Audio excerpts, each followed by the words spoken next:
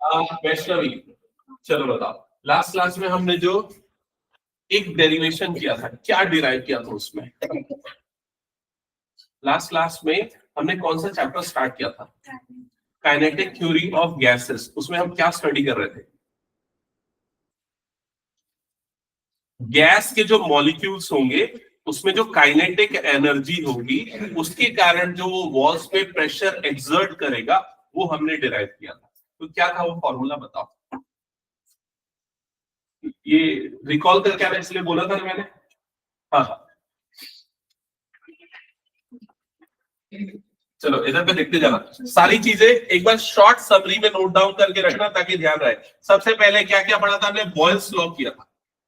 Boyle's law, boils law क्या था ये याद है कि नहीं? बताओ जल्दी, क्या था बॉयल्स लॉ?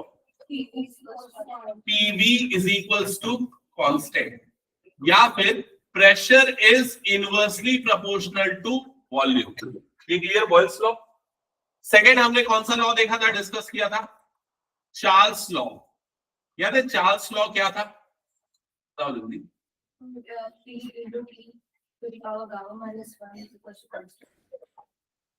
वो पॉइजन्स लॉ बता रहे हैं, ठीक है। ये हमने पिछली क्लास में किया था।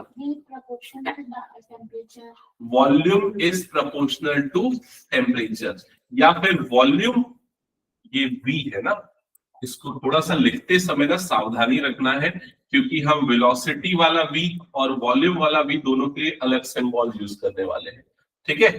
तो V is proportional to T, मतलब volume is proportional to temperature, या वॉल्यूम अपॉन टेम्परेचर क्या होगा?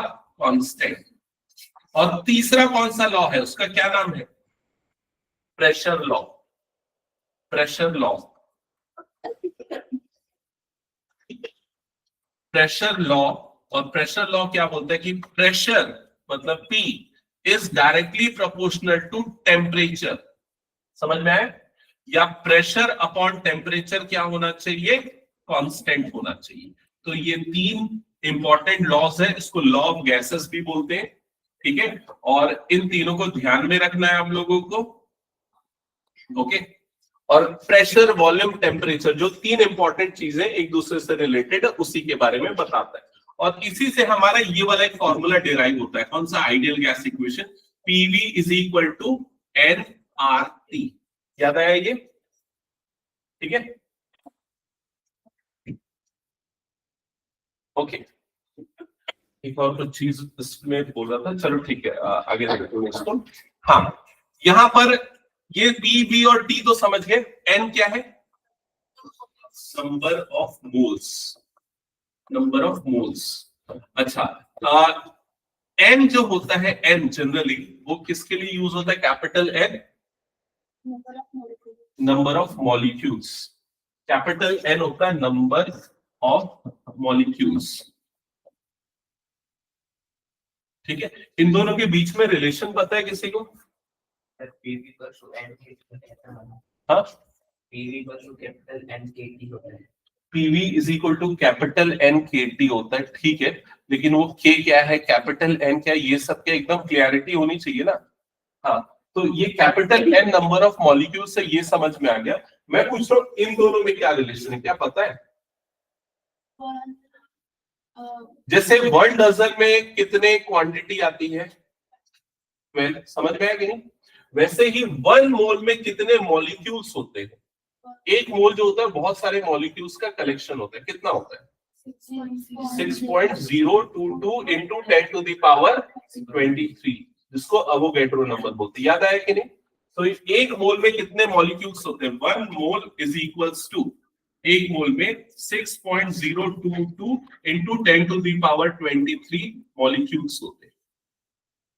याद आया ये केमिस्ट्री में पढ़ते हो सब। इसी नंबर को अवोगैड्रो नंबर बोलते हैं, ठीक है।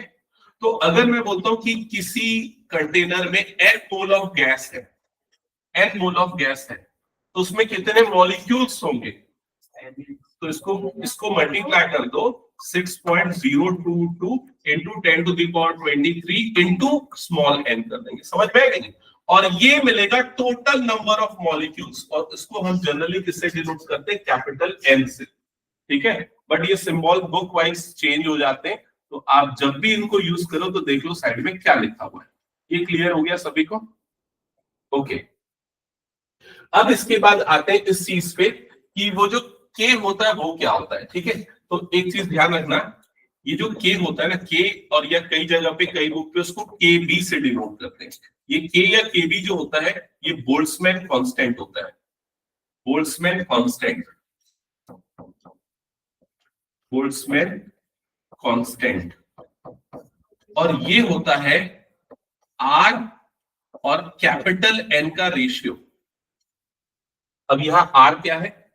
आर मैंने नहीं बताया कि यहाँ पर आर क्या है? Universal gas constant. आर होता है universal gas constant, universal gas constant. सारी गैसेस के लिए इसकी वैल्यू फिक्स होती है। कितनी होती है इसकी वैल्यू बताओ तो? 8.314। यूनिट क्या होती है? यूनिट क्या होती है इसकी? इसकी यूनिट होती है जूल पर मोल पर केल्विन। जूल पर मोल पर केल्विन। ठीक है, तो यहां पर जो के बी या के जो है बोल्ट्जमैन कांस्टेंट, ये किसका रेशियो होता है? आर अपॉन एन का रेशियो होता है। ठीक है, और आर की वैल्यू यहां पर कितनी आती है? 8.314। समझ में आई ये चीज? Divided by N. एन मैंने क्या बताया फिर से बताओ? एन क्या? Number of molecules. अब नंबर ऑफ मॉलिक्यूल्स डिपेंड करता है कि कितना मोल ले रहे हो आप। 1 मोल, 2 मोल, 3 मोल, समझ में आ रहा है कि नहीं? लेकिन ये capital N 1 mole of gas के लिए नंबर ऑफ मॉलिक्यूल्स है। तो 1 मोल ऑफ गैस के लिए नंबर ऑफ मॉलिक्यूल्स कितना हो जाएगा? बोल्ट्जमैन कितना हो जाएगा? अवोगाड्रो नंबर के इक्वल, मतलब कितना जाएगा? 6.022 into 10 to the power 3। तो यहां पर आ जाएगा divided by 6.022 into 10 to the power 23। तो कैपिटल के या केबी की जो वैल्यू है वो कितनी आ जाएगी? जब इसको डिवाइड करोगे तो ये आता है 1.38 into 10 to the power -23। समझ में आएगी चीज? अच्छा, इसकी यूनिट क्या हो जाएगी बताओ तो? आर की यूनिट क्या थी? यूनिवर्सल गैस कांस्टेंट की क्या थी? जूल पर मोल पर केल्विन। और यहां पर क्या है? एन। एन क्या है? नंबर ऑफ मॉलिक्यूल्स, या फिर इसमें मोल कितना आ जाएगा? 1 मोल आ जाएगा। समझ में आ रहा है कि नहीं? तो यहां पर मोल और मोल कैंसल आउट हो जाएगा और ये क्या आ जाएगा? जूल पर केल्विन। उसकी यूनिट आ जाएगी जूल पर केल्विन। ठीक है, डन। तो ये तीनों चीजों के बीच में रिलेशन आप केमिस्ट्री में भी मेरे ख्याल से पढ़ते हो, शायद पढ़ते हो क्या ये सारी चीजें केमिस्ट्री में? नहीं पढ़ते हो क्या?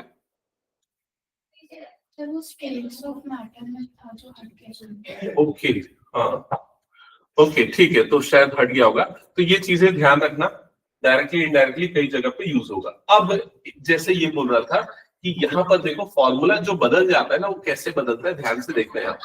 ठीक है, अभी अगर यहाँ पर कैपिटल ये के की वैल्यू अगर देखोगे तो के इज इक्वल टू क्या हो गया? आर अपॉन एन था। ये क्लियर हो गया?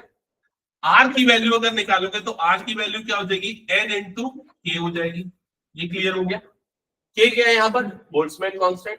और अगर इस आर की वैल्यू को यहां पर पुट कर देते तो पीवी इज इक्वल टू क्या हो जाएगा? Small N into capital N into K T. ऐसे ही हो जाएगा। समझ में आ रहा है कि नहीं? यहाँ स्मॉल एन क्या बता रहा है? Number of moles. और कैपिटल एन क्या है? नंबर ऑफ मॉलिक्यूल्स इन 1 मोल। अभी इसके हिसाब से क्लियर हो गया ये चीज? तो अगर मैं 1 मोल के लिए लेता हूं तो पीवी इज इक्वल टू क्या हो जाएगा यहाँ पर? एन के टी। क्या ये क्लियर हो गया? जो मेरे ख्याल से चैतन्य बोल रहा था ये चीज। ठीक है, तो ये भी आइडियल गैस इक्वेशन है, ये भी आइडियल गैस इक्वेशन, वो सारा वही है, लेकिन अलग अलग कंडीशंस पे उसको हम मॉडिफाई करके लिख सकते हैं। ध्यान रखना है ये चीज। ठीक है, क्या ये पूरा कंसेप्ट हटा दूं मैं? ध्यान रहेगा सारे नोटेशन, सारे की मीनिंग। त्रिषा के क्या है? Boltzmann constant. कैसे कैलकुलेट होता है? R upon N. हटा दो। चलो, इसके बाद फिर हमने जो डिराइव किया था ना, उसकी इंपॉर्टेंट रिजल्ट जो आज हम यूज करने वाले वो मैं दोबारा से बता रहा हूं।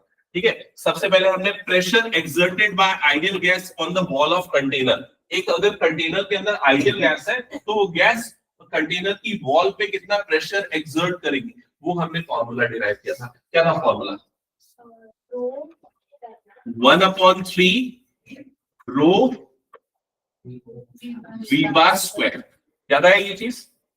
ठीक है। यहां पर P क्या है? P है प्रेशर जो वॉल पे एक्सर्ट हो रहा है। ठीक है। रो क्या है? डेंसिटी ऑफ गैस, है ना। और रो की वैल्यू क्या होगी? डेंसिटी कैसे निकलता है? मास पर यूनिट वॉल्यूम, मतलब m अपॉन क्या हो जाएगा? v। क्या ये क्लियर हो गया? ठीक है। और ये v बार स्क्वायर ये क्या है? v बार स्क्वायर क्या है? एवरेज वेलोसिटी ऑफ मॉलिक्यूल्स, है ना। एवरेज वेलोसिटी का स्क्वायर है मॉलिक्यूल्स के। Square of average velocity, square of average velocity of molecules, क्योंकि एक नहीं बहुत सारे मॉलिक्यूल्स है तो सारे मॉलिक्यूल्स की अलग अलग वेलोसिटी होगी तो उनका एवरेज का स्क्वायर। क्या ये क्लियर हो गया? ठीक है। अब इस फॉर्मूले को हमने और कैसे कैसे लिखा था? अच्छा, इसमें एक और मैटर पे, एक और चीज पे आते हैं। यहाँ कैपिटल एम क्या ले रहे थे हम? कैपिटल एम क्या था? मास ऑफ द मॉलिक्यूल की क्या? नहीं, वो स्मॉल एम है। एक मॉलिक्यूल का मास को हम स्मॉल एम से डिनोट कर रहे हैं। कैपिटल एम क्या है? मास ऑफ टोटल मॉलिक्यूल्स या ऑल मॉलिक्यूल्स या total gas, mass of gas. पूरे कंटेनर में जो गैस है उसका मास हो गया कैपिटल एम। क्लियर हो गया ये चीज? और कैपिटल एम की वैल्यू हमने कैसे निकाली थी? याद करो, स्मॉल एम इंटू एन। यहां स्मॉल एम क्या था? Mass of one molecule. और स्मॉल एन क्या था? नंबर ऑफ मोल्स, नहीं नंबर ऑफ मॉलिक्यूल्स लिया था ना इसमें हमने, नंबर ऑफ मॉलिक्यूल्स लिया था। डेरिवेशन करते समय एक मिनट ध्यान रखना। एक्चुअली क्या हुआ था, सर वो गैस में डबल है। ओके ठीक है, ठीक है क्लियर। तो ये थोड़ा सा मैंने बोला छोटा एन और बड़ा एन हम नोटेशन अलग अलग जगह पे यूज कर लेते, तो ये याद रखना कि हम जब भी नोटेशन यूज करें तो वहां पर उसका मीनिंग क्या है, ठीक है, ताकि कंफ्यूजन ना हो। ओके, तो ये जो फॉर्मूला हमने डिराइव किया था, इस फॉर्मूले को अब हम अलग अलग तरीके से कैसे लिख सकते थे। जैसे P इज इक्वल टू क्या हो जाएगा? 1/3 m, रो की जगह पे क्या लिख देंगे? मास अपॉन वॉल्यूम, और यहाँ पर क्या जाएगा? ये आ जाएगा। ये ऐसा भी लिख सकते हैं। और क्या लिख सकते हैं? प्रेशर इज इक्वल टू 1/3, इसकी जगह पे m into n into v into ये लिख सकते हैं। क्या ये समझ में आ गया सभी को? ऐसा भी लिख सकते हैं, ठीक है। एक और तरीके से हमने इसको लिखा था, अगर याद होगा, उसके लिए हमने एक काइनेटिक एनर्जी पे डिस्कशन किया था। कौन सा kinetic energy? Translational kinetic energy. Translational kinetic energy. हाँ, चैतन्य बता क्या होता है ट्रांसलेशनल काइनेटिक एनर्जी? हाँ, हाफ रो वी स्क्वायर उसका फॉर्मूला होता है। उसका मीनिंग क्या होता है? Rotational motion. तो रोटेशनल काइनेटिक एनर्जी और ट्रांसलेशनल काइनेटिक एनर्जी सेम है। हाँ? मतलब एक एग्जांपल से बॉल रोल हो रही है। अगर ये बॉल है, ये रोल हो रही है और आगे भी बढ़ रही है, तो ये कौन सी काइनेटिक एनर्जी होगी? Translational kinetic. अगर बॉल अपने ही एक्सिस पे रोटेट हो रही है तो कौन सी? Rotational kinetic energy. रोटेशनल, इसका क्या फॉर्मूला होता है रोटेशनल काइनेटिक एनर्जी का? अच्छा, इसका ट्रांसलेशनल का याद आया ना? कौन क्या होता है?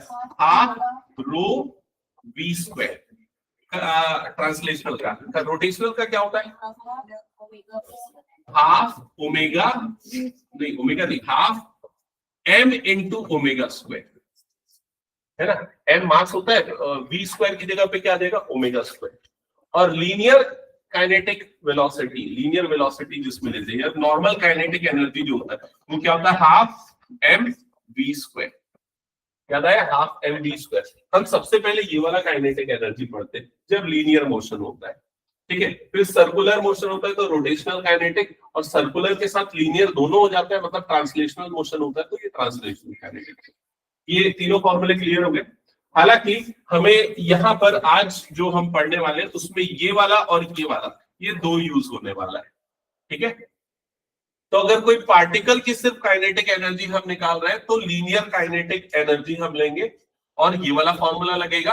और रोटेशनल का फॉर्मूला यहाँ पर यूज होगा क्योंकि हम उस फॉर्म में लिख सकते हैं, ठीक है। उस फॉर्म में अगर लिखने के लिए जाएंगे तो pressure P is equal to क्या हो जाएगा, देख लो यहाँ पर इसको लिख देंगे 2/3 और इधर पे क्या हो जाएगा 1/2 रो V स्क्वायर, और ये वाला बन जाएगा P इज इक्वल टू 2/3 और इसको कैपिटल E लिख देंगे, और कैपिटल E किसका नोटेशन होगा, translational kinetic energy, kinetic energy. यहां तक क्लियर हो गया, सबको कंफर्म कर दो, ठीक है। ये भी डेरिवेशन हमने लास्ट क्लास में किया हुआ था, ओके।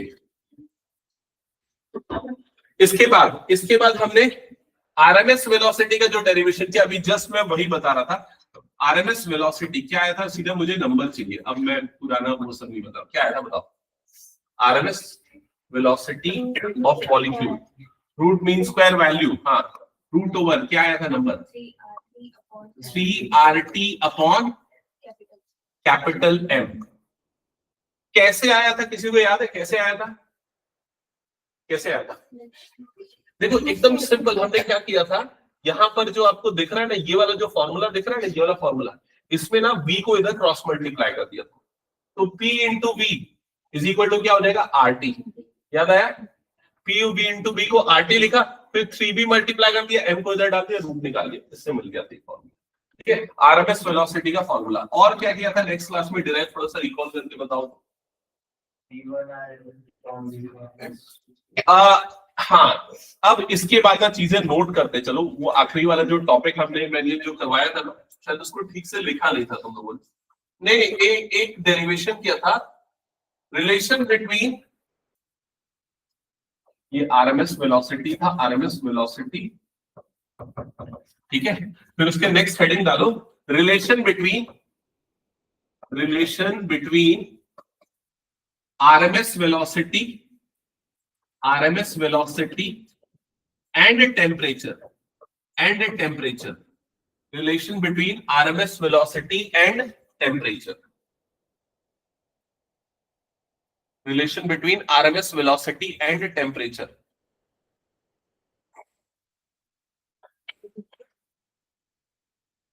ठीक है, तो जनरली हमने ये चीज ऑब्जर्व की है कि अगर टेम्परेचर इंक्रीज होता है तो पार्टिकल की वेलोसिटी बढ़ जाती है, हमने ये देखा है ना।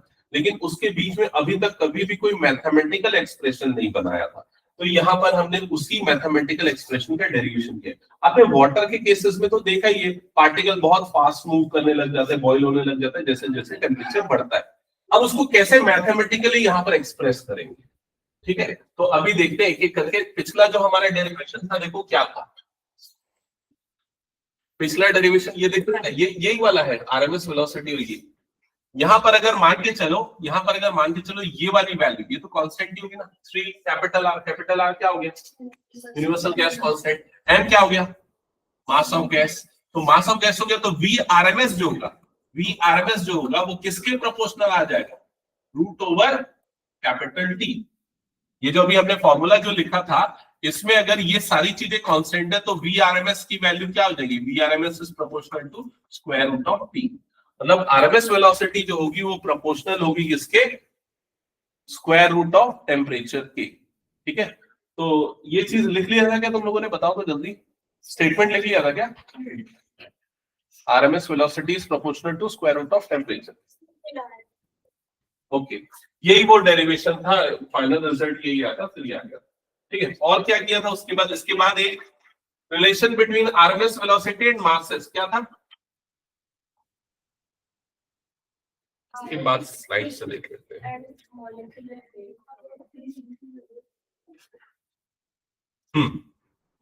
ये वाला हेडिंग डालो, रिलेशन बिटवीन, ये भी हो गया था, okay. Relation between RMS speed and molecular weight. इसमें हमने क्या क्या चीजें अज्यूम की थी कि दो अलग अलग कंटेनर है, इसमें दो अलग अलग गैसेस है, ठीक है, और दोनों को सेम कंडीशन पे रखा जा रहा है। सेम कंडीशन मतलब प्रेशर, टेम्परेचर और वॉल्यूम तीनों के लिए क्या है, सेम है, ठीक है। तो उस कंडीशन पे दोनों के आरएमएस वेलोसिटी का जो रेशियो होगा वो क्या होगा, दोनों के मासेस के रेशियो के स्क्वायर रूट के इक्वल होगा। समझ में आई ये चीज? तो ये वाला एक्सप्रेशन नोट डाउन कर लेना, अगर कर लिया था तो ठीक है। हटा दो फिर इसको मैं। चलो अब आगे आज की क्लास में नेक्स्ट करेंगे सबसे पहला derivation, relation between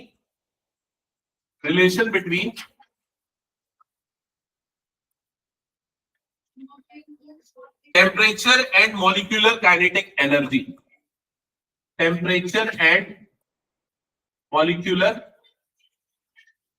kinetic energy. Temperature and molecular kinetic energy. Molecular kinetic energy का मतलब एक मॉलिक्यूल की काइनेटिक एनर्जी, समझ गए ना। तो एक मॉलिक्यूल की काइनेटिक एनर्जी को मैं सपोज के से डिनोट करता हूं, तो ये क्या हो जाएगा, हाफ एक मॉलिक्यूल का मास जो कि क्या हो जाएगा m, और उसकी एवरेज वेलोसिटी। एवरेज वेलोसिटी मतलब क्या हो जाएगा v स्क्वायर या v RMS स्क्वायर, वो भी लिख दोगे तो भी v RMS स्क्वायर वो भी चलेगा, ठीक है। ये भी लिख सकते हैं या v RMS लिखोगे तो भी चल जाएगा। अब v RMS की वैल्यू जो आप लोगों ने निकाली अभी लास्ट डेरिवेशन में, बताओ कितनी आई थी उसकी वैल्यू। v RMS is equals to कितना आ गया था, root over 3RT upon m, यही था, ठीक है। तो यहां पर क्या आ जाएगा, root over 3RT upon m का क्या आ जाएगा होल स्क्वायर। क्या ये क्लियर हो गया सभी को। तो काइनेटिक एनर्जी का फॉर्मूला यहां पर क्या बन जाएगा, 1/2m इंटू स्क्वायरिंग करोगे तो क्या आ जाएगा 3RT अपॉन, ये जो कैपिटल M है उसको मैं स्मॉल m लिख दूंगा क्योंकि हम सिर्फ एक मॉलिक्यूल के लिए काम कर रहे हैं। कैपिटल M जो था पूरे गैस के लिए डिराइव किया था हमने, एक मॉलिक्यूल के लिए कर देंगे तो स्मॉल m हो जाएगा। क्लियर हो गया ये चीज। तो यहाँ पर स्मॉल m और ये वाला टर्म कट जाएगा, तो ke इज इक्वल टू कितना हो जाएगा, ke इज इक्वल टू 3/2 और इधर पे क्या हो जाएगा RT। क्या ये क्लियर करो, चेक करो, क्या यहां तक क्लियर हो गया सबको।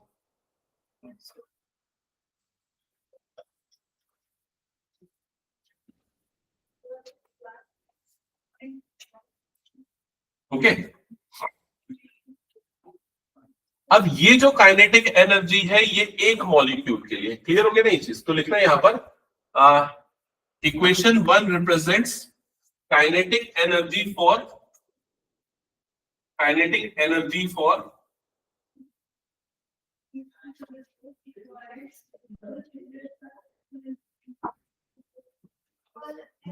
एक मिनट ना, kinetic energy for 1 mole of gas.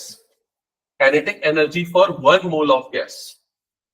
Kinetic energy for 1 mole of gas, ठीक है। ये 1 मोल ऑफ गैस के लिए हो गया। अब एक मोल में नंबर ऑफ मॉलिक्यूल्स कितने होते थे, याद करना। 1 मोल में number of molecules Avogadro number के इक्वल, ठीक है। उसको मैं फिलहाल के लिए कैपिटल N से रिप्रेजेंट कर रहा हूं। Let the number of molecules in 1 mole of gas be capital N। तो एक मोल ऑफ गैस पे नंबर ऑफ मॉलिक्यूल्स कितने होंगे, कैपिटल N, ठीक है। तो ये जो काइनेटिक एनर्जी एक मोल ऑफ गैस के लिए, 1 मोल ऑफ गैस के लिए है, या n नंबर ऑफ मॉलिक्यूल्स के लिए, capital N number of molecules के लिए, है ना। तो 1 मॉलिक्यूल के लिए काइनेटिक एनर्जी क्या हो जाएगी, तो यहां पर लिखोगे kinetic energy for 1 molecule will be 3/2 R upon N into T। 3/2 R upon N into T। ये जो अभी हमने निकाला था 1 मोल ऑफ गैस के लिए था, एक मोल में n मॉलिक्यूल्स, मतलब n मॉलिक्यूल्स की काइनेटिक एनर्जी थी। एक मॉलिक्यूल के लिए निकालना है तो डिवाइडेड बाय क्या कर देंगे, n। अब रिकॉल करो, अभी थोड़ी देर पहले ही मैंने ये R अपॉन N के बारे में डिस्कशन किया था। R अपॉन N क्या था, के या केबी, जिसको हम क्या बोलते हैं बोल्ट्जमैन कांस्टेंट। तो इसको हम के या केबी से रिप्लेस कर देते हैं, तो ये जो काइनेटिक एनर्जी बन जाएगी फॉर 1 मॉलिक्यूल, ये कितना आ जाएगा 3/2 के बी इंटू टी। क्या ये समझ में आ गया, एक बार कंफर्म करना, ठीक है। इक्वेशन नंबर 2 ध्यान रखना, जो 1 और 2 ये दोनों इक्वेशंस है, ठीक है। 1, 2 और ये वाला ऊपर वाला एक्सप्रेशन भी, ये लोग अलग अलग जगह पे यूज होंगे, तो सारे एक्सप्रेशन आपको ध्यान में रखना है। अगर 1 मोल के लिए बोलेगा तो ये एक्सप्रेशन यूज करना, 1 मॉलिक्यूल के लिए बोलेगा तो ये वाला एक्सप्रेशन यूज करना। ठीक है, नेक्स्ट लिखो, हेडिंग लिखो, explanation of gas law. Explanation of gas law. Explanation of gas law. तो हमने जो प्रेशर का फॉर्मूला डिराइव किया था ना, उस फॉर्मूला से हम तीनों गैस लॉ का एक्सप्लेनेशन देखेंगे कि कैसे वो तीनों लॉस फॉलो होते हैं। कौन से तीनों लॉ? फर्स्ट लॉ कौन सा था? Boyle's law. क्या था? PV is equals to constant. और जो अभी हमने फॉर्मूला डिराइव किया था प्रेशर का, देखो सारी चीजें वो प्रेशर के फॉर्मूले के आसपास ही घूमेंगी। वो प्रेशर का फॉर्मूला क्या था, याद करो, बताओ। P is equals to 1/3 M upon V into V bar square, यही था, याद आया? उसको रो लिख देते थे कई बार। ठीक है, ओके। तो यहां पर अगर मान लो मैं V को क्रॉस मल्टीप्लाई करता हूं तो PV इज इक्वल टू कितना हो जाएगा? ये M/3 इंटू V बार का स्क्वायर। क्लियर हो गया ये चीज? ठीक है, अब इसमें हम सबसे फर्स्ट वाला लॉ देखते हैं, बॉयल्स लॉ को समझते हैं। बॉयल्स लॉ क्या बोलता है? बॉयल्स लॉ क्या बोलता है, उसकी स्टेटमेंट क्या है? मैंने एक बार पहले लिखाया था, इस बार नहीं लिखा है। उसकी स्टेटमेंट ऐसी है कि अगर मान के चलो किसी कंटेनर में गैस है और उसमें टेम्परेचर को हम फिक्स्ड कर दें, तो वॉल्यूम और प्रेशर का प्रोडक्ट भी क्या हो जाएगा? फिक्स हो जाएगा। समझ में आएगी चीज? तो बॉयल्स लॉ बोलता है कि टेम्परेचर अगर कांस्टेंट कर दे, टेम्परेचर क्या कर दे? कांस्टेंट कर दे। तो टेम्परेचर को कांस्टेंट कर रहा है, मतलब टी की वैल्यू को ये क्या कर रहा है? कांस्टेंट कर रहा है। समझ में आएगी नहीं ये चीज? अगर टी कांस्टेंट होगा तो ये वी स्क्वायर या आरएमएस वैल्यू, आरएमएस वेलोसिटी में क्या रिलेशन होगा? तो रिकॉल करो, अभी हमने एक और डेरिवेशन किया था। वी आरएमएस जो होता है वो प्रोपोर्शनल होता है, किसके प्रोपोर्शनल होता है? स्क्वायर रूट ऑफ टेम्परेचर के। समझ में आ गई? तो अगर टेम्परेचर कांस्टेंट होगा तो वी आरएमएस की वैल्यू भी क्या हो जाएगी? कांस्टेंट हो जाएगी। समझ में आएगी नहीं ये चीज? क्लियर? और अगर वी आरएमएस कांस्टेंट होगा और ये m ये कांस्टेंट हो गया और m/3 ये तो कांस्टेंट ही, m क्या? Mass of the gas. Close container है तो उसका मास सेम रहेगा, तो ये पूरी वैल्यू भी क्या हो जाएगी? कांस्टेंट हो जाएगी। तो m/3 इंटू वी स्क्वायर, ये पूरी वैल्यू क्या हो जाएगी? कांस्टेंट। और ये पूरा कांस्टेंट, तो पीवी का प्रोडक्ट भी क्या आ जाएगा? कांस्टेंट। और ये वेरीफाई करता है, ये एक्सप्लेन करता है बॉयल्स लॉ की कंडीशन को। क्या ये क्लियर हुआ? तो ये तीनों लॉज जो है ना, ये प्रेशर के फॉर्मूले से हम यहां पर समझेंगे। फर्स्ट लॉ हो गया बॉयल्स लॉ। ठीक है,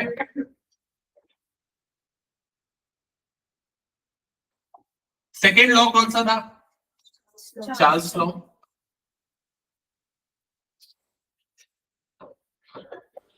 चार्ल्स लॉ में कौन सा पैरामीटर कांस्टेंट होता है? चार्ल्स लॉ में कौन सा पैरामीटर कांस्टेंट होता है? Volume is proportional to temperature. लेकिन इसमें कांस्टेंट क्या होता है? प्रेशर कांस्टेंट होता है।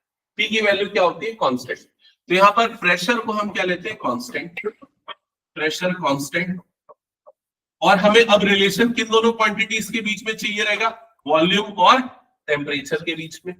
तो अब देखो अगेन हम यही वाला फॉर्मूला यूज करते हैं जो भी हमने प्रेशर का फॉर्मूला डिराइव किया था। P is equal to 1/3 M upon capital V into V bar square. समझ में आई ये चीज?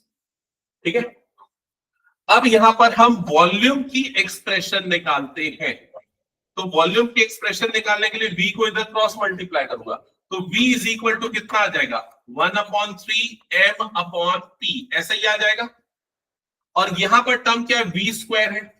V स्क्वायर मतलब आरएमएस वैल्यू का स्क्वायर। आरएमएस वैल्यू के लिए हमने क्या फॉर्मूला बनाया था? देखो रिकॉल करो, क्या था? √3RT अपॉन कैपिटल M, ये था। यहां पर इसका क्या आ जाएगा? होल स्क्वायर आ जाएगा। क्लियर हो गया ये चीज? तो capital V is equal to कितना आ जाएगा? ये 1/3 M अपॉन P, और यहां पर कितना आ जाएगा? 3RT अपॉन M हो जाएगा। ये वाले टर्म्स कैंसल आउट हो जाएंगे, 3 और 3 भी कैंसल आउट हो जाएगा। तो V इज इक्वल टू कितना आ गया यहाँ पर? RT अपॉन P, ऐसे ही हो गया। अब अगर मान के चलो प्रेशर कांस्टेंट, यहां पर हमने क्या लिखा? प्रेशर कांस्टेंट है, P जो है वो कांस्टेंट है, R की वैल्यू भी यहां पर क्या है? कांस्टेंट है, यूनिवर्सल गैस कांस्टेंट। तो वॉल्यूम किसके प्रोपोर्शनल आ गया यहाँ पर? टेम्परेचर। समझ में आई ये चीज? तो ये सेकेंड चार्ल्स लॉ का वेरिफिकेशन है कौन से फॉर्मूले से, जो हमने प्रेशर का फॉर्मूला डिराइव किया था, ठीक है। थर्ड लॉ कौन सा है, प्रेशर लॉ। प्रेशर लॉ क्या बोलता है कि प्रेशर प्रोपोर्शनल होगा किसके, टेम्परेचर के। तो अब आपको प्रेशर और टेम्परेचर के बीच में रिलेशन चाहिए रहेगा, तो सारी वैल्यूज एज इट इज होगी, बस प्रेशर को कांस्टेंट कर लेना और टेम्परेचर के बीच में रिलेशन, ठीक है। तो कई बार क्वेश्चन में कैसे पूछता है कि ये जो प्रेशर का फॉर्मूला बनना है हमारा, आइडियल गैस का प्रेशर का एक्सप्रेशन वो दे देगा, using this explain all the laws of gas, Boyle's law, Charles law and pressure law. तो ये तीनों को एक्सप्लेन करना होगा। थर्ड वाला भी कर लोगे क्या? थर्ड वाला देखो जल्दी से क्या होगा, प्रेशर लॉ।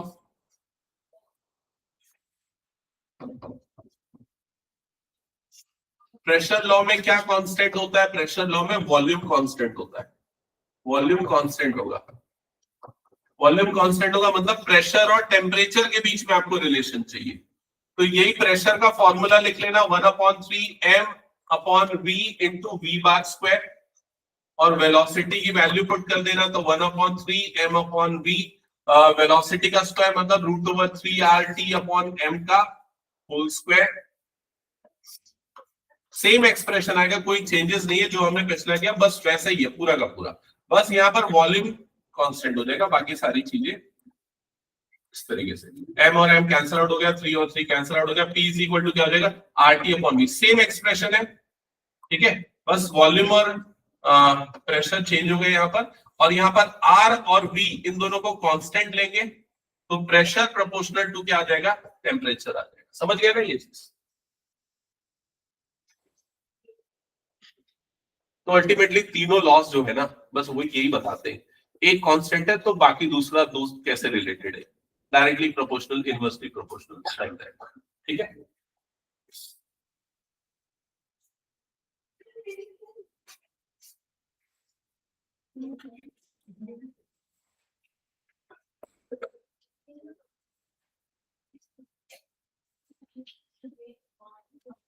ओके, हो गया सबको, नहीं कंप्लीट कर दिया। नेक्स्ट हेडिंग डालना, छोटे छोटे डेरिवेशन है, एक्सप्रेशन है, उसको एक एक करके देखते चलेंगे, समझते भी चलेंगे। Graham's law, Graham's law, Graham's law.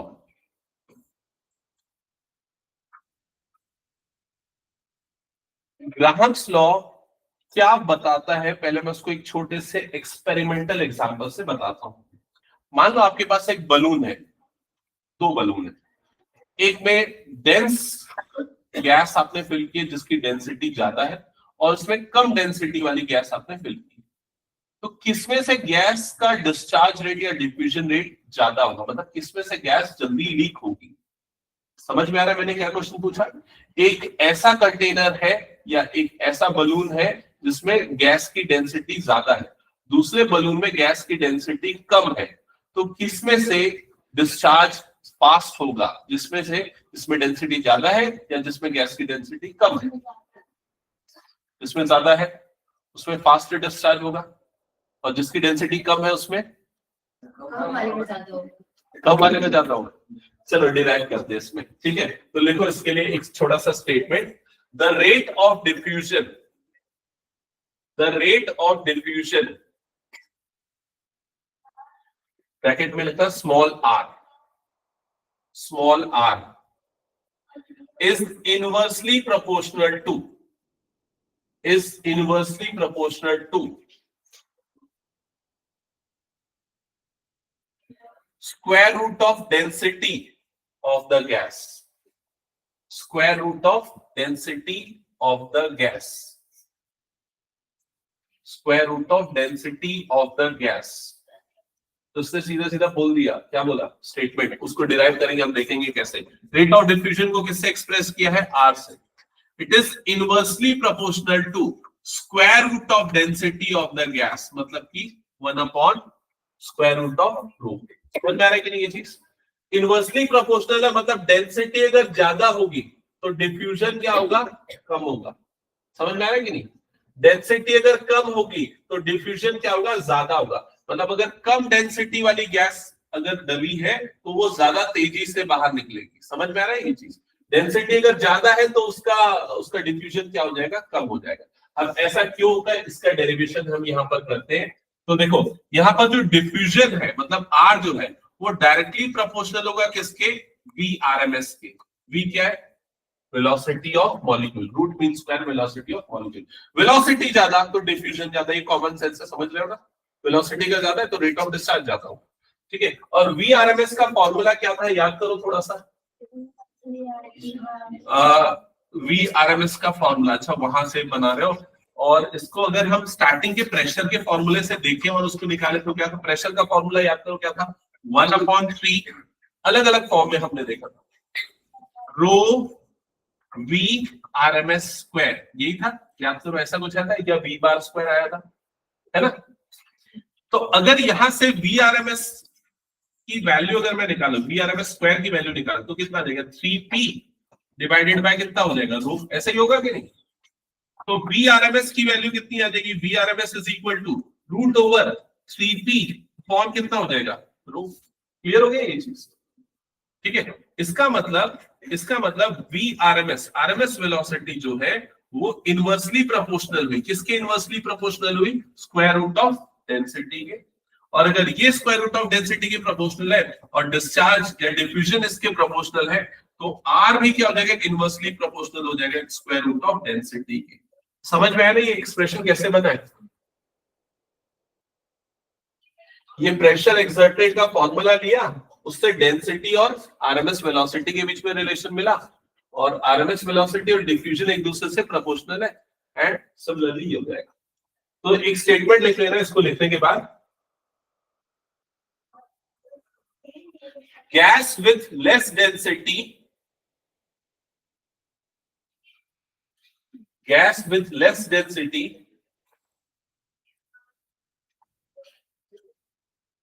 diffuses fast as compared to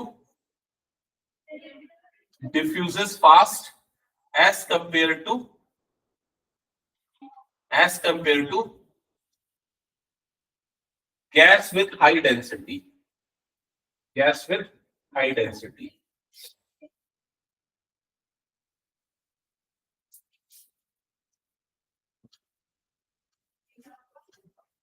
हो गया डर। चलो नेक्स्ट लिखो, अवोगैड्रो law.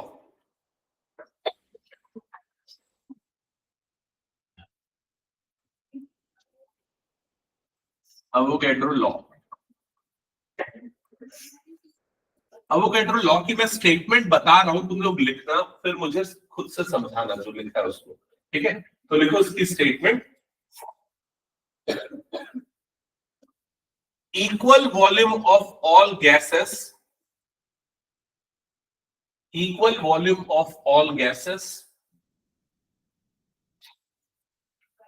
under same condition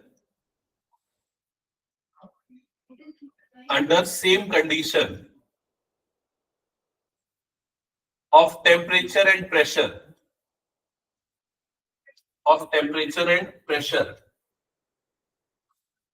contains equal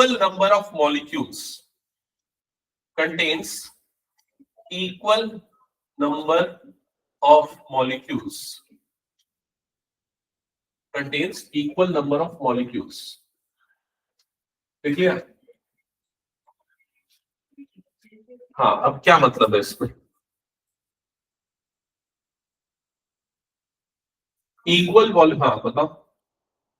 सारी गैसेस को सेम कंडीशंस में रखेंगे और सेम वॉल्यूम गैस पोटेंशियल, तो उनके मॉलिक्यूल्स का सेम।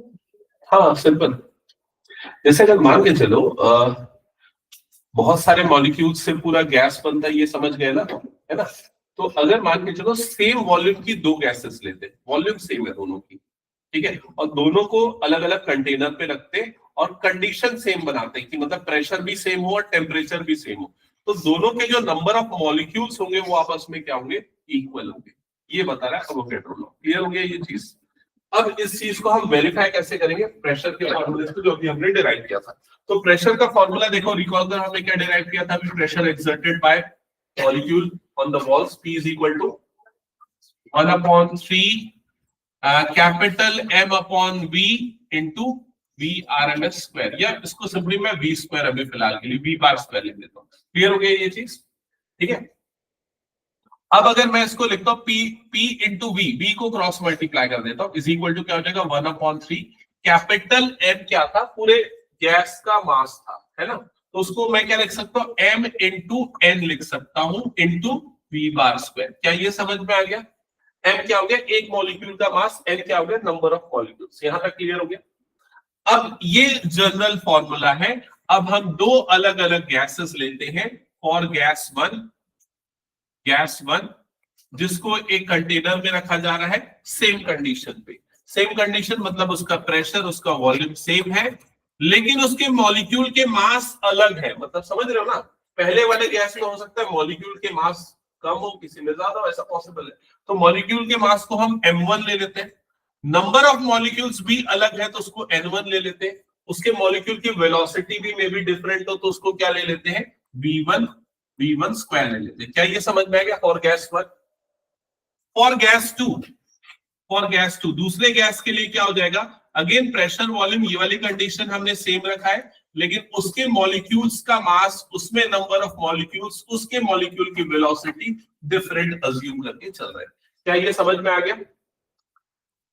तो अगर दो अलग अलग गैस है जिसमें ये दोनों कंडीशन मैच कर रही है तो क्या इक्वल होना चाहिए? अवोगैड्रो लॉ के अकॉर्डिंग क्या चीज इक्वल होना चाहिए? नंबर ऑफ मॉलिक्यूल्स दोनों के क्या होने चाहिए? इक्वल। मतलब n1 और n2 क्या आना चाहिए? इक्वल। यहां तक क्लियर हो गया सबको? ठीक है। अब देखो यहां पर ध्यान देना, इक्वेशन 1 और इक्वेशन 2 को ऑब्जर्व करोगे, पीवी तो कांस्टेंट है ना, प्रेशर वॉल्यूम कांस्टेंट है दोनों का। तो इसका मतलब 1/3 m1 n1 v1² is equal to क्या हो जाएगा? 1/3 m2 n2 v2²। क्या ये क्लियर हो गया? चेक कर लो एक बार। ये वाली वैल्यू इक्वल होगी। 1/3 और 1/3 तो यहीं पर कैंसल आउट हो गया। यहां तक क्लियर? अब थोड़ा सा ना ये दो क्वांटिटी को देखो, ये वाली क्वांटिटी से कौन सा फिजिकल क्वांटिटी डिराइव या फॉर्म कर सकते हो? mv², हाफ mv², 1/2 mv², किसका फॉर्मूला होता है? काइनेटिक एनर्जी का। तो अगर मान लो मैं इसको काइनेटिक एनर्जी का फॉर्मूले के फॉर्म में लिखना चाहता हूं तो हाफ m1 v1², ऐसा लिख दूंगा। और इनटू यहां पर क्या आ जाएगा? n1। ठीक है, तो हो जाएगा half m2 v2² is equal into क्या आ जाएगा? n2। क्या ये एक्सप्रेशन समझ में? बताओ जल्दी सभी मुझे। हाँ वो एवरेज है, मैंने उसको मार्क नहीं किया है ना? ठीक है, वो समझ जाना। यहाँ तक क्लियर हो गया? हाँ, अभी ये बताओ मुझे कि ये क्या है? ये है kinetic velocity for one molecule, gas one की। ये वही चीज गैस टू की है। Kinetic velocity of one molecule का हमने एक फॉर्मूला बनाया था बोल्ट्जमैन कांस्टेंट के फॉर्म में। देखो तो जल्दी से क्या रहा? केबी वाला, केबी के फॉर्म में था। काइनेटिक एनर्जी वाला, काइनेटिक एनर्जी का फॉर्मूला था क्या था? के ई इज इक्वल टू क्या था? रिकॉल करो, 3/2 kT। याद है कि नहीं? 3/2 kT ये फॉर्मूला आपने बताया। सबको मिला कि नहीं? अभी आज ही किया था या पेज पलट के इधर पे लिखा हो?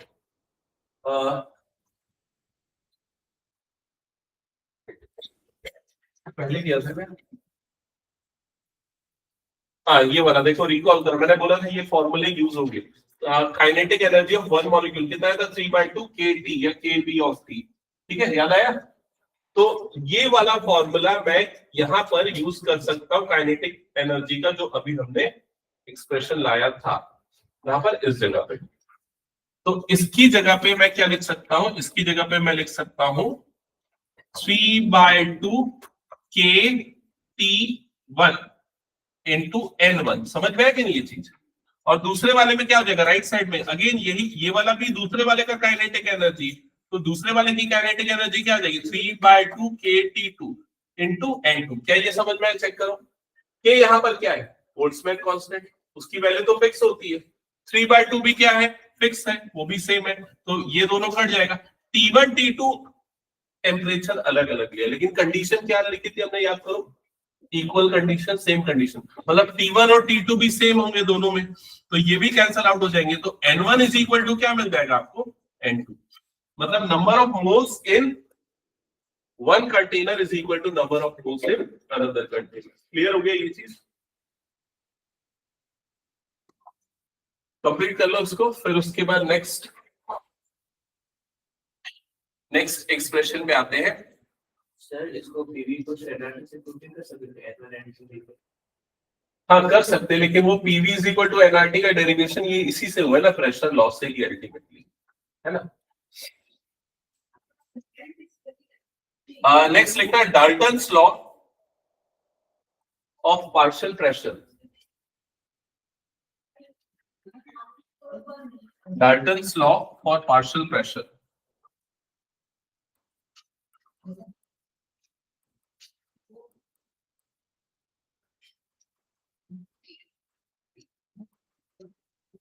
Dalton's law for partial pressure. Dalton's law क्या है? स्टेटमेंट लिखना, ठीक है। ऐसे एक आध दो छोटे छोटे लॉज है जो यूज होते हैं, नोट करते जाओ। इसमें है if two or more gases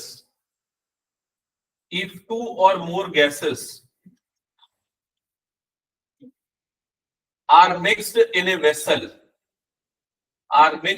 vessel,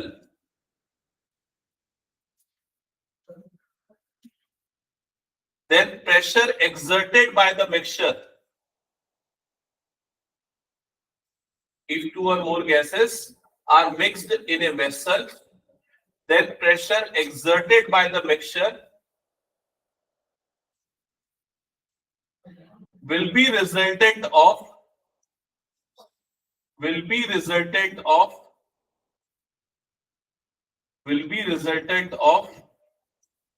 individual pressure,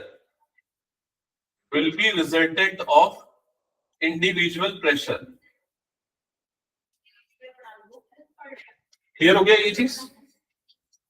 okay, चलो अब इसका मतलब क्या है समझ में आके एक बार पढ़ो तो।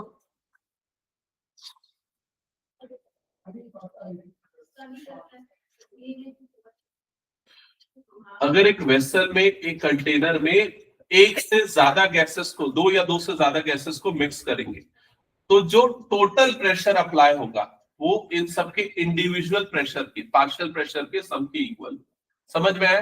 यही डाल्टन्स लॉ है। मतलब जो टोटल प्रेशर पी होगा वो उन सारे अलग अलग गैसेस के इंडिविजुअल प्रेशर के सम के इक्वल होगा, जितने भी उसमें गैसेस को हमने मिक्स किया है। क्लियर हो गया ये चीज? तो इसी का डेरिवेशन देखो कैसे करोगे। छोटा सा एक्सप्रेशन है। सबसे पहले यही वाला फॉर्मूला हम ले लेते हैं, ये वाला जो हमने एक्सप्रेशन लिया था, P1 V is equal to 1/3 M1 N1 V1 square. ये मैंने क्या लिया देखो, समझ में आ रहा है कि नहीं? PV is equal to half M 1/3 M N V square, ये एक्सप्रेशन था। ये पहली वाली गैस का जो प्रेशर एक्सर्टेड है वो हमने लिया, और that will be equals to 1/3 M1 into N1, उसके नंबर ऑफ मॉलिक्यूल्स, और V1 स्क्वायर उसके मॉलिक्यूल की वेलोसिटी। यहां तक क्लियर हो गया? अब रिकॉल करना, P1V इज इक्वल टू, यहां पर मैं 1/3 को 2/3 लिख रहा हूं, इधर पे N1 लिख दे रहा हूं, और यहाँ पर 1/2 M1 V1 स्क्वायर कर रहा हूं। क्या किया मैंने, समझ में आ गया? बताओ पहले मुझे क्या किया मैंने। 2 से मल्टीप्लाई कर दिया और इधर 1/2 लिख दिया। समझ में आई ये चीज? ऐसा क्यों किया मैंने? ताकि ये वाली क्वांटिटी क्या बन जाए, क्या बन जाएगी? Kinetic energy. काइनेटिक एनर्जी का एक्सप्रेशन रिकॉल करो, क्या था? काइनेटिक एनर्जी कितना था वन मॉलिक्यूल के लिए? 3/2 kT। याद आया? तो इसको मैं काइनेटिक एनर्जी लिख सकता हूं, और काइनेटिक एनर्जी को मैं क्या लिख सकता हूं? 3/2 kT लिख सकता हूं। क्या ये क्लियर हो गया सभी को? तो ये P1V इज इक्वल टू कितना हो जाएगा? 2/3 N1, और इधर पे कितना आ जाएगा? 3/2 kT हो जाएगा। क्या ये क्लियर हो गया? चेक कर लो, ठीक है। अब ये मिक्सचर एक ही कंटेनर पे, तो उस पूरे कंटेनर में टेम्परेचर सारे गैसेस के लिए सेम होगा एक ही वेसल पे, इसलिए मैं इसको T से डिनोट किया, T1 अलग नहीं किया। और K क्या है? बोल्ट्जमैन कांस्टेंट, वो भी सभी के लिए सेम होगा। क्लियर हो गया? अब ये 2/3 और 3/2 कट जाएगा, तो P1V इज इक्वल टू कितना हो जाएगा? KT। क्या ये क्लियर हो गया? चेक कर लो, ठीक है। इसी तरीके से ये एक गैस के लिए हुआ, दूसरे गैस के लिए क्या हो जाएगा? P2V इज अच्छा एक चीज मैंने मिस कर दी, क्या आ जाएगा यहाँ पर N1। दूसरे गैस के लिए क्या आ जाएगा P2 इज इक्वल टू क्या आ जाएगा KT N2। तीसरे के लिए क्या आ जाएगा P3V is equal to KT N3 and so on. जितने भी गैसेस को आप मिक्स कर रहे हो, क्लियर हो गया ये चीज, ठीक है। अब इसके बाद जब मैं इन सबको ऐड करूंगा तो क्या मिलेगा मुझे, P1 plus P1V plus P2V plus P3V and so on, that is equal to KTN1 plus KTN2 plus KTN3 and so on. Clear हो गया ये चीज। इन सब में से V कॉमन निकल जाएगा तो क्या बच जाएगा हमारे पास, P1 plus P2 plus P3 and so on up to Tn। मान लो n नंबर ऑफ गैसेस को उसमें मिक्स कर रहे हो। राइट साइड में KT कॉमन निकल जाएगा तो क्या बच जाएगा, N1 plus N2 plus N3 up to Nn, ठीक है, n नंबर ऑफ गैसेस को अगर मिक्स कर रहे हो, ठीक है। तो ये आ गया इक्वेशन नंबर 1, जिसमें हमने ये देखा कि भाई ये जो टोटल प्रेशर इनटू वॉल्यूम होगा ये कैसे निकलेगा, क्लियर। अब नेक्स्ट देखते हैं, अगर हम टोटल प्रेशर को P से डिनोट करते, जो टोटल प्रेशर एक्सर्ट हो रहा है वॉल पे वो P है, ठीक है। तो PV की वैल्यू जो होगी वो किसके इक्वल होगी, वो K into T into N के इक्वल होगी। K into T into N, PV is equal to K into T into N। N का मतलब क्या है, नंबर ऑफ मॉलिक्यूल्स। अब वो मॉलिक्यूल पूरे कंटेनर के सारे मॉलिक्यूल है, चाहे गैस 1 हो, गैस 2 हो, गैस 3 हो, जितने भी गैसेस हो। तो यहाँ जो N है उसकी वैल्यू क्या आएगी, कैसे निकलेगी, सारे इंडिविजुअल मॉलिक्यूल्स के सम के इक्वल होगी। मतलब पहले गैस का मॉलिक्यूल प्लस दूसरे गैस का मॉलिक्यूल प्लस तीसरे गैस का मॉलिक्यूल, समझ में आ रहा है कि नहीं। तो इसको मैंने इक्वेशन नंबर 2 दे दिया।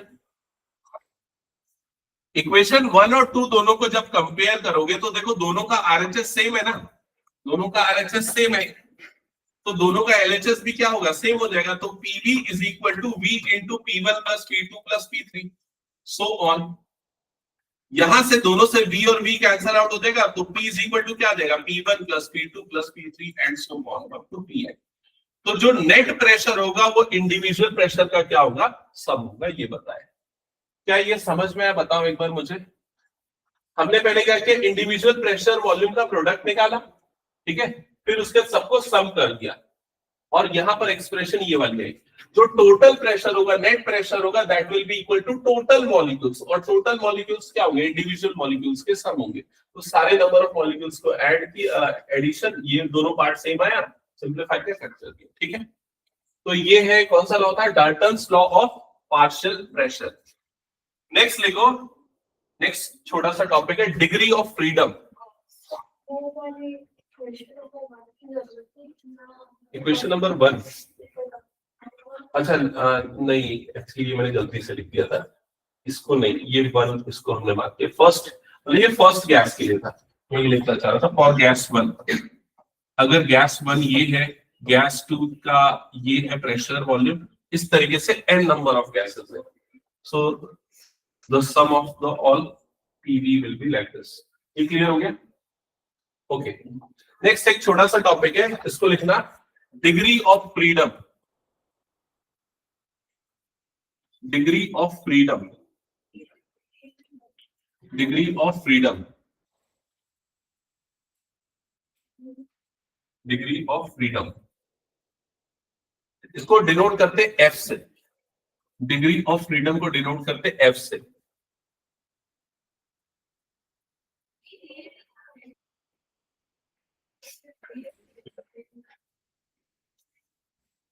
ओके, डिग्री ऑफ फ्रीडम क्या, देखो जो पिछला अभी तक हमने जो पढ़ा ना, ये उससे ज्यादा रिलेटेड नहीं है, पूरा डिफरेंट चीज है, तो पीछे से कोई कनेक्शन नहीं है जो डेरिवेशन किया था। कोई भी पार्टिकल जितने तरीके से अपना मूवमेंट कर सकता है वो उसका डिग्री ऑफ फ्रीडम होगा, दैट्स इट, ठीक है। जैसे कि अगर मान के चलो आप अगर एक स्ट्रेट पाथ पे हो, है ना, आपके पास दोनों तरफ वॉल है, तो आप सिर्फ एक ही डायरेक्शन में मूव कर सकते हो, तो उस केस में आपका डिग्री ऑफ फ्रीडम क्या हो जाएगा, 1। क्लियर हो गया ये चीज। अगर आप इस रूम में हो तो आप 2 डायमेंशंस में अपनी पोजीशन चेंज कर सकते हो, एक्स एक्सिस में और वाई एक्सिस में, तो आपके लिए डिग्री ऑफ फ्रीडम क्या हो गया, 2। समझ में आ रहा है कि?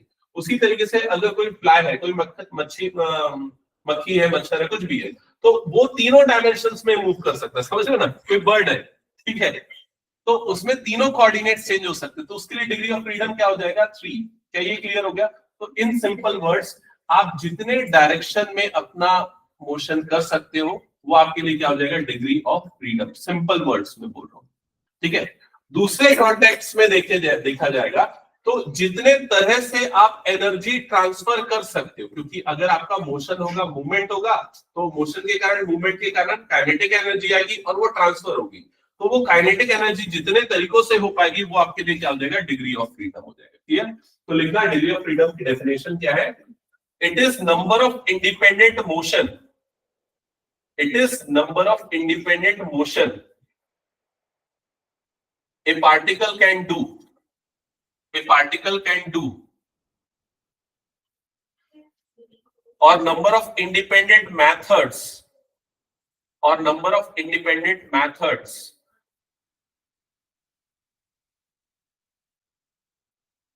to transfer energy, to transfer energy, to transfer energy, to transfer energy। ठीक है। अब ये जो डिग्री ऑफ फ्रीडम है हम 3 केसेस में देखेंगे। सबसे पहले देखेंगे फॉर मोनोटोनिक गैसेस। फर्स्ट है फॉर मोनोटोनिक गैसेस। कौन सी होती है मोनोटोनिक गैसेस?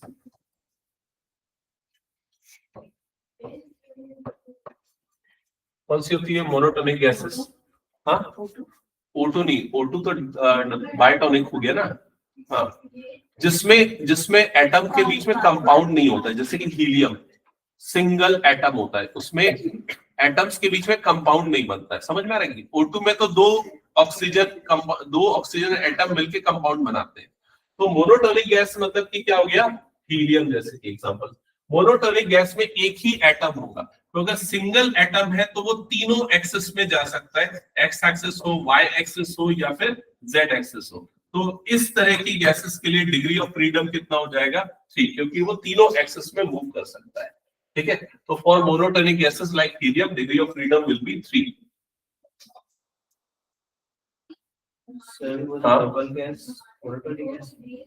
नोबल गैस उनके आउटर ऑर्बिट पे नंबर ऑफ इलेक्ट्रॉन्स फिक्स होते हैं ना।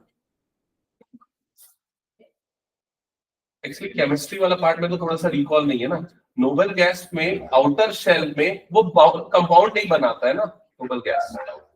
हाँ noble gas, correct, noble gas. हाँ ये मोनोटोनिक गैसेस होते हैं नोबल गैसेस, हीलियम उनमें से एक है। ठीक, नेक्स्ट लिखो diatonic. Diatonic gas, diatonic gas मतलब जिसमें दो कंपाउंड मिलके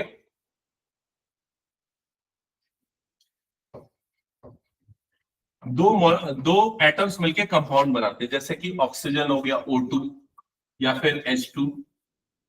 दो ऑक्सीजन एटम मिलके कंपाउंड बना के O2 बनाएंगे, या H2 हो गया, दो हाइड्रोजन एटम, ये डायटोनिक कंपाउंड हो गया। अब डायटोनिक कंपाउंड कितने तरीके से मोशन कर सकते हैं उसको थोड़ा समझना। ठीक है, ये एक्स एक्सिस हो गया, ये वाई एक्सिस हो गया, ये जेड एक्सिस हो गया। और मान लेते हैं ये ऑक्सीजन का एक एटम, ये ऑक्सीजन का दूसरा एटम, और ये दोनों मिलके कंपाउंड बना रहे हैं। समझ में आई ये चीज? अब इनका मोशन कैसे होगा, कितने तरीके से होगा? पहले तो ये एक्स के डायरेक्शन में मूव कर सकते हैं, इमेजिन कर रहे हो ना। ये समझ लो, ये पेन है ना, ये पेन है।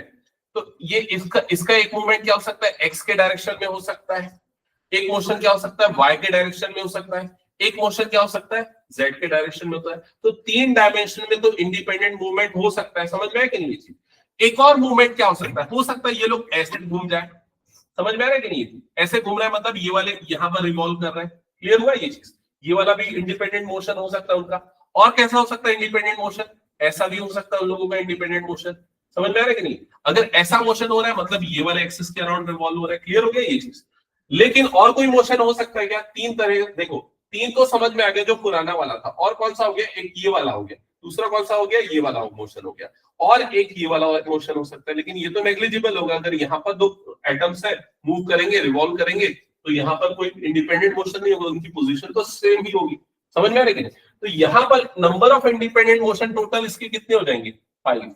तो n की वैल्यू, f की वैल्यू यहाँ पर कितनी आ जाएगी? 5। समझ में आएगा ये चीज? थर्ड लिखना पॉलीएटॉमिक गैसेस।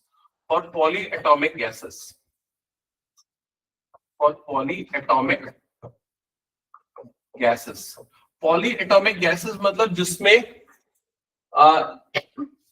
3 या 3 से ज्यादा एटम्स का कंपाउंड बनता है, जैसे H2O हो गया या O3 हो गया, ओजोन लेयर हो गई आपकी, ये सारे पॉलीएटॉमिक कंपाउंड्स हो गए या फिर गैसेस हो गए।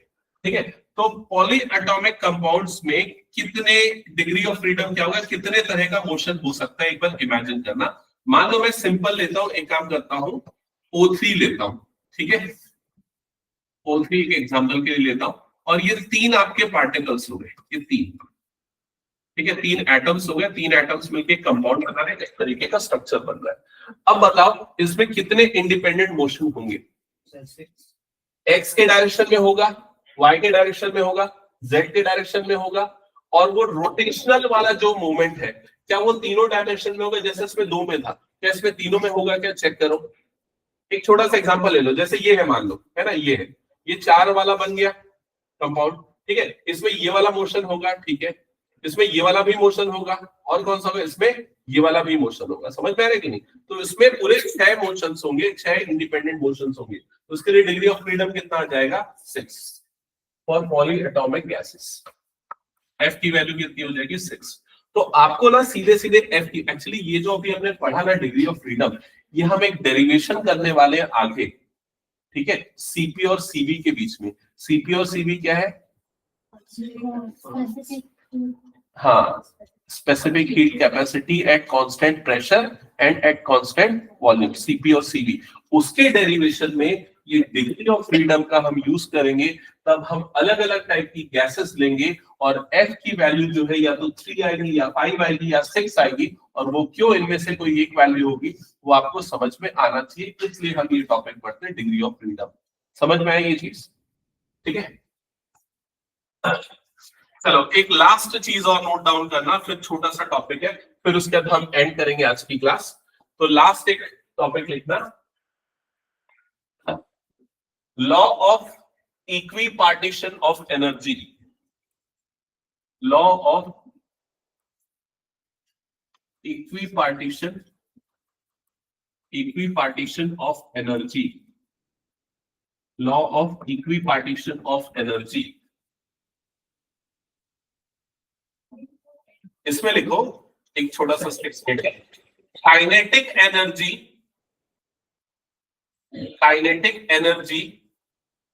Of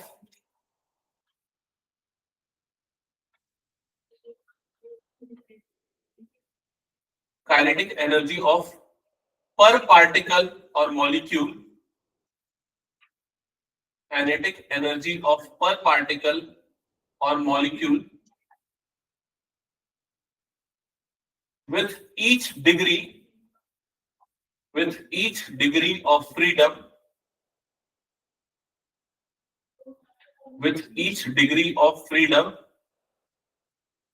is given by Ke is equal to 1/2 kT. Ke is equal to 1/2 kT.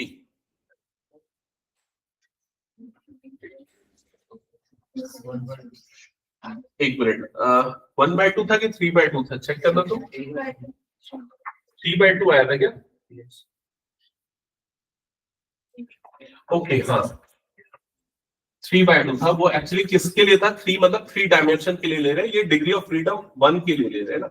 हमने क्या लिखा देखो वहां पर, kinetic energy of particle with each degree of freedom. Each degree of freedom मतलब एक डिग्री ऑफ फ्रीडम। अगर किसी की डिग्री ऑफ फ्रीडम 1 है तो उसके लिए कितना हो जाएगा? 1/2 kT। समझ रहे हो ना? मतलब अगर वो एक ही एक्सिस में मूव कर सकता है तो कितना हो जाएगा? 1/2 kT। अगर 2 एक्सिस में मूव कर जाएगा तो क्या हो जाएगा? इसके बाद पूरा लाइन कंप्लीट करो, फिर समझ में आ जाएगा तुम लोग। आगे लिखना, if a particle has f degree of freedom, if a particle has f degree of freedom,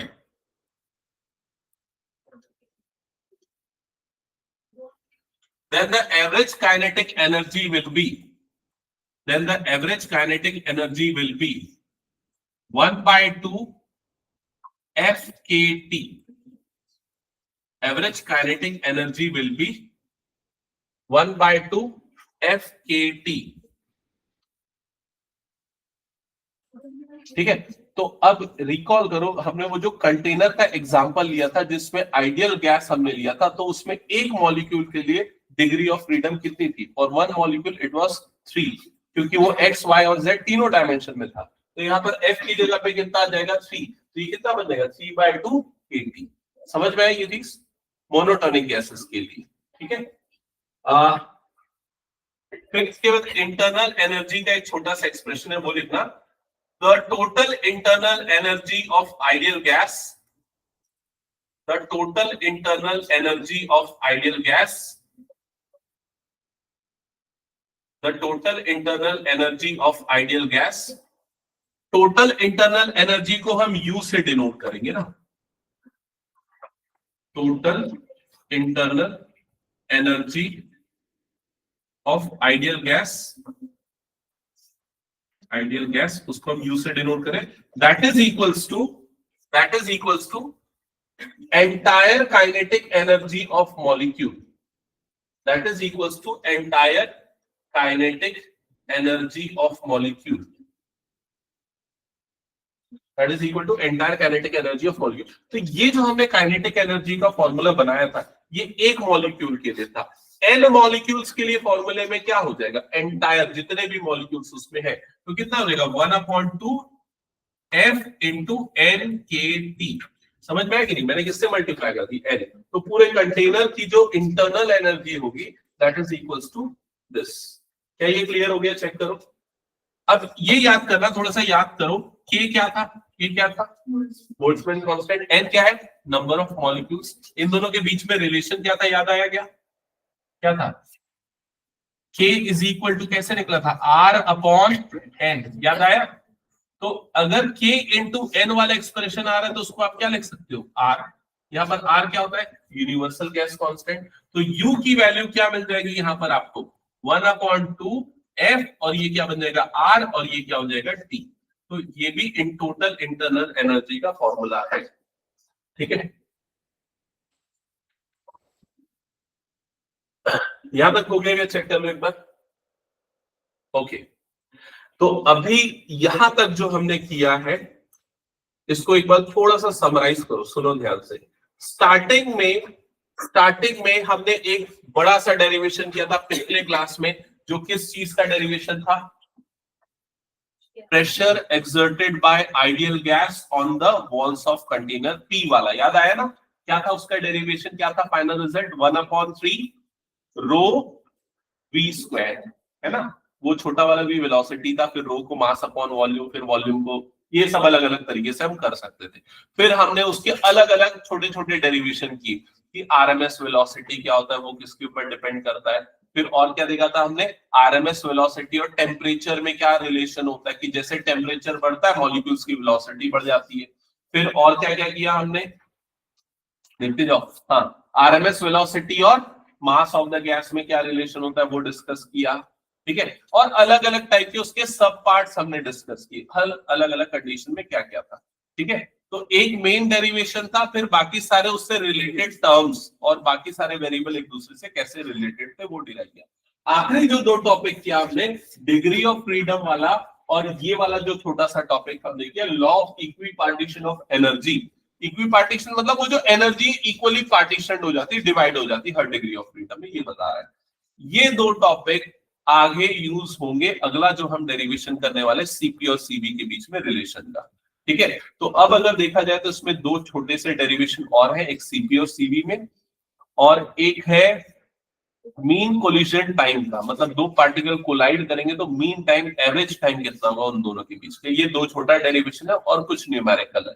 तो मेरे ख्याल से अगली क्लास में शायद हम पूरा कंप्लीट कर देंगे इस चैप्टर को। ठीक है, तो अभी तक जो किया उसमें ये दो टॉपिक तो मस्ट है, रिवाइज करके आना अगली क्लास में आने के पहले, आखिरी के दो टॉपिक, फिर नेक्स्ट डेरिवेशन कर देंगे। ठीक है, ओके, चलो फिर एंड करता हूँ। हाँ, और वेडनेसडे को हो सकता है मैं टेस्ट लूं इसी चैप्टर का। ठीक है, मंडे ट्यूसडे वेडनेसडे, हाँ वेडनेसडे को, मंडे को मैं पढ़ा दूंगा, फिर वेडनेसडे को टेस्ट, उसके लिए प्रिपेयर रहना।